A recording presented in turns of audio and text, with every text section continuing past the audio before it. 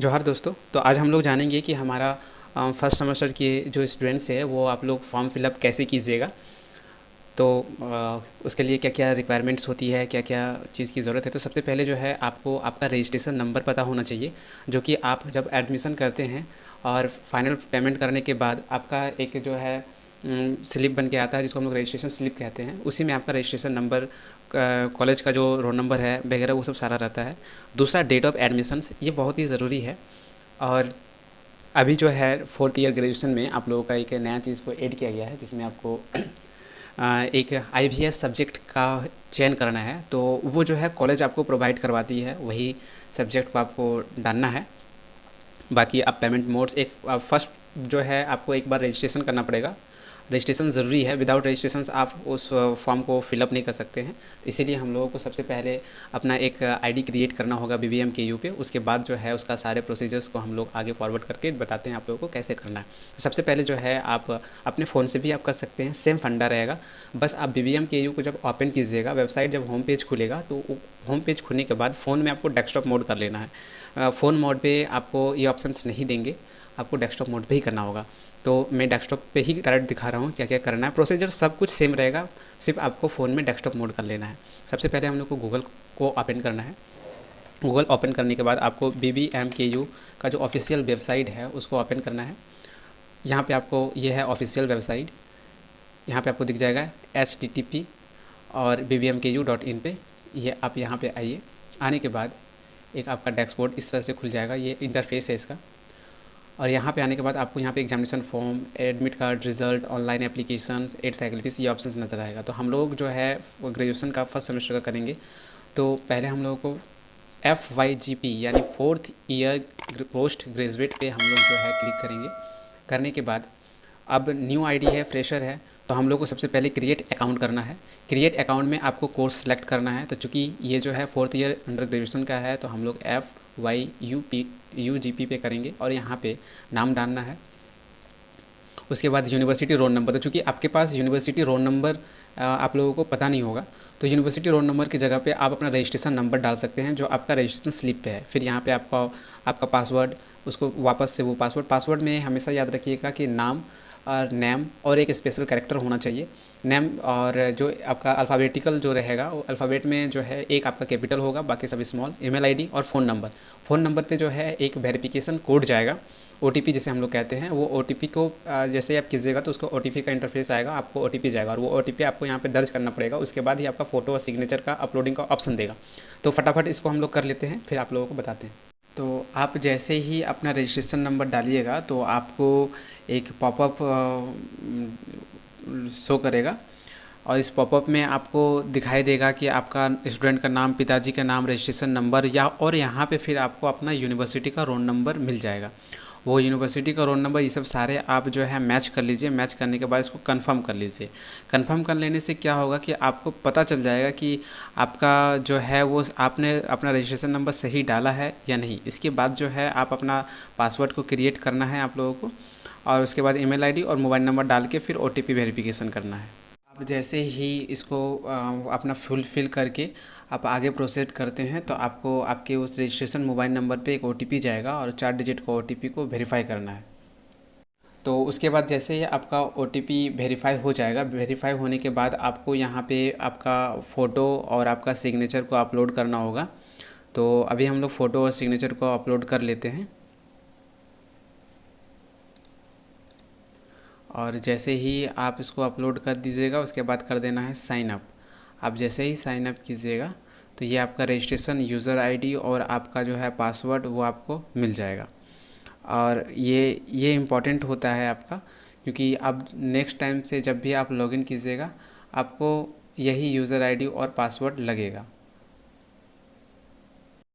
अब जैसे ही अपने प्रोफाइल को क्रिएट कर लीजिएगा तो आपका वापस से होम पेज ओपन हो जाएगा और यहाँ पे आपका अपना यूज़र नेम और पासवर्ड जो आपको रजिस्ट्रेशन मतलब क्रिएट कर लिए थे जब आप अपना अकाउंट, तो उसके बाद जो आपको आपका यूज़र नेम्स और पासवर्ड मिला है, उस यूज़र नेम और पासवर्ड जो आपने डाला था उसको से डाल के फिर इसको लॉगिन कर लेना है। लॉगिन करने के बाद फिर आगे का प्रोसेस हम लोग बताते हैं। तो चलिए पहले हम लॉगिन कर लेते हैं। उसके बाद आप जैसे ही लॉगिन कीजिएगा तो आपको एडमिशन जो है ये ओपन हो जाएगा, आपका रिज़ल्ट, एडमिट कार्ड वगैरह का सब कुछ।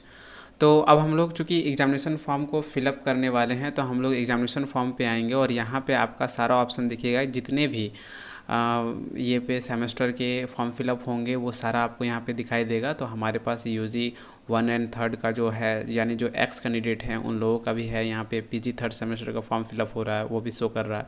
और ये 4th ईयर अंडर ग्रेजुएशन जो फर्स्ट सेमेस्टर का है यूजी का, वो भी हम लोग को यहाँ पे शो कर रहा है। तो चूँकि हम लोगों को यही फॉर्म फिलअप करना है, तो हम लोग यहाँ पे इसको क्लिक करेंगे और इसके बाद फिर आपको एक ये पॉपअप आएगा और इसमें आपको पूछेगा क्या आपने इंटरनल एग्ज़ाम जो था आपका वो अप्रूव्ड किया है या नहीं। तो चूँकि सभी को का ये अप्रूव्ड ही होता है, तो हम लोग इसको ओके कर देंगे और इसको आगे बढ़ेंगे। जैसे ही आगे बढ़ेंगे तो ये आपका फॉर्म ओपन हो जाएगा, एग्जामिनेशन फॉर्म। तो आपको सबसे पहले अपना कोर्स को सिलेक्ट कर लेना है। तो ये हमारा जो है 4th ईयर ग्रेजुएशन का है, तो यानी FYUGP वाला सिलेक्ट करेंगे। उसके बाद फर्स्ट सेमेस्टर और उसके बाद टाइप। तो टाइप चूँकि फर्स्ट सेमेस्टर के सारे बच्चे रेगुलर पे ही आएंगे, इसलिए रेगुलर सेलेक्ट करना है। रजिस्ट्रेशन नंबर ऑलरेडी हमारे यहाँ पे दिया रहेगा। उसके बाद सर्च कर लेना है। आप जैसे ही सर्च कीजिएगा तो आपने जो फ़ोटो सिग्नेचर्स ये अपलोड किया था ये सारा ओपन हो जाएगा। उसके बाद आपका स्टूडेंट्स का जो नाम रहेगा उसको आपको यहाँ पे इंग्लिश से ऑलरेडी दिया रहेगा, आपको हिंदी से उसी को टाइप करना है। आपके पिताजी का नाम, माताजी का नाम पहले से दिया रहेगा, डेट ऑफ बर्थ भी पहले से दिया रहेगा। आपका जो जेंडर है उसको सिलेक्ट कर लेना है, जो आपका जेंडर है।